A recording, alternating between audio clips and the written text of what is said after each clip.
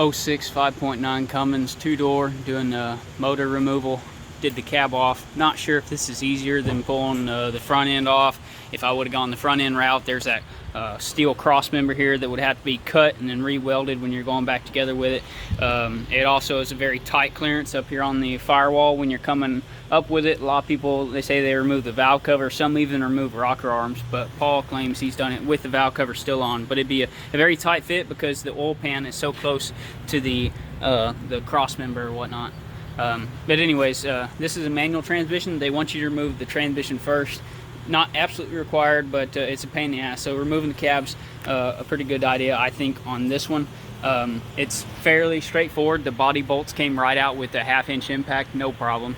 Got slave cylinder. I just tied that up to the transfer case shifter. The actual transmission shifter, 2 bolts, very easy to remove that on the inside of the cab. You do not have to remove any of the plastic trim around it. Just pull the boot back, zip your 2 bolts out of there. But when you're coming up with it, this does like to grab the boot and have it hanging down. So just make sure that it doesn't mess that boot up when you're coming off with it. The cab is very front heavy because of the radiator and whatnot still up there. So you want to make sure it don't come off. Before adding these ratchet straps, there was like no weight on these arms at all. So it's got these couple you can hook it up in the cab. It's thin sheet metal, so you can't put a lot of torque on it, but it's just enough to hold it. And so far it's doing good. I hung my own weight off the front of it, and it held, so that's good. You got the ABS sensor wires on the front, battery cables. I did take the CAC pipe off here, but that's all still up there.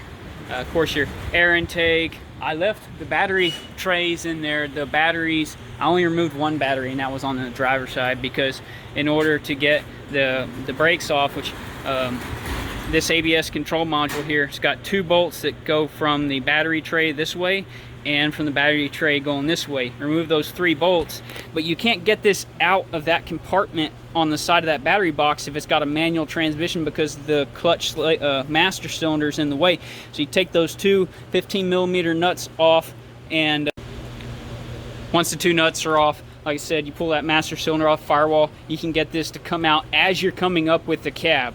So it's a 2-person job. 1 person starts lifting the cab up a little bit, and you start forcing this out of that bracket along with the master cylinder there.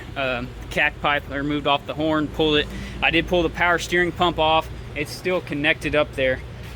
There's this 1 steering line here that I took out, and I pulled both lines off of the power steering cooler here.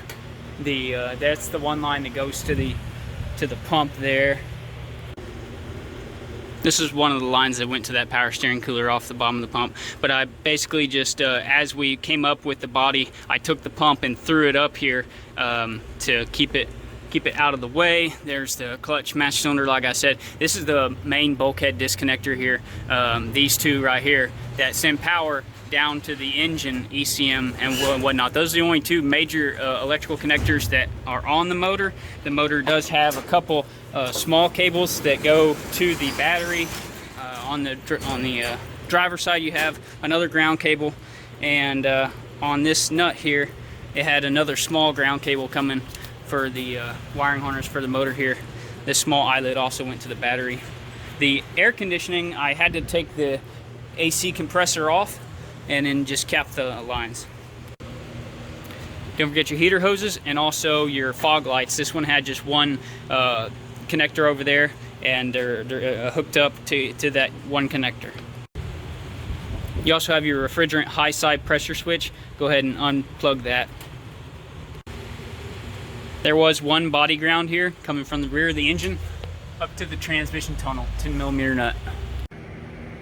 That's pretty much it. The only parts that are really removed were the fan and shroud. We got our air intake there, driver's side battery, and we have our air box up here along with our AC compressor, body mount bolts. There's your radiator hoses.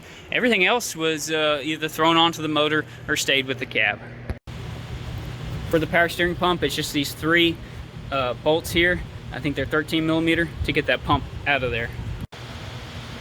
Also, the main body electrical connector right here. Driver's side frame rail, don't forget. It's this one right here. And parking brake cable.